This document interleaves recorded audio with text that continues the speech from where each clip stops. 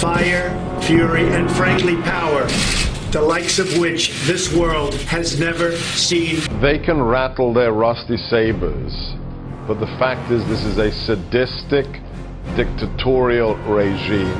And what they have been trying to do ever since the facilitation of their weapons programs by the Clinton White House and then the Obama White House is to blackmail us, to blackmail the West. But that all ended this weekend. They have backed themselves into a corner and they need to back down. This is a good deal for the United States. North Korea will freeze and then dismantle its nuclear program.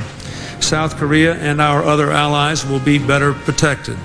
The entire world will be safer as we slow the spread of nuclear weapons. In fact, the president's message, based on the intelligence that the Democratic People's Republic of Korea already has a nuclear weapon and the means of delivering it on our homeland, is an existential threat, and his remarks were spot on. President Trump's words were strong, but I'm not upset about them because we've tried for years and years, really decades, diplomatic language and a lot else with the North Koreans, and it hasn't worked. I mean, this goes back to the 90s.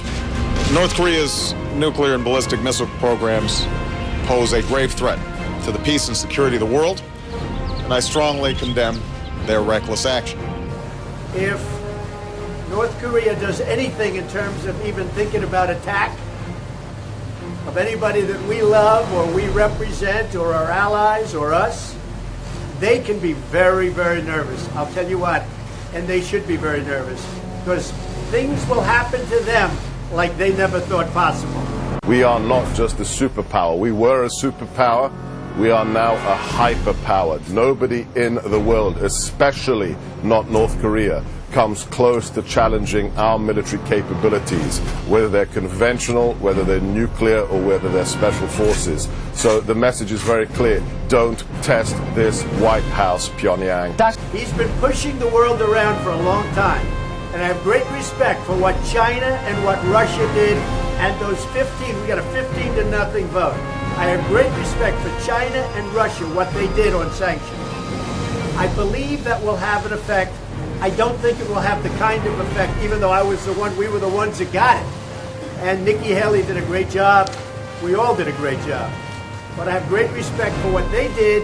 I have great respect for the 15-0, but probably it will not be as effective as a lot of people think it can be, unfortunately. Here are my thoughts. I believe that North Korea is interesting threats to the United States, but I think there are some things that they want from us, and we have to find out whether or not we can work with them on the things that they're asking for. And I want to be clear, the commitment that the United States of America has made to the security of the Republic of Korea only grows stronger in the face of aggression. Our alliance does not waver with each bout of their attention-seeking.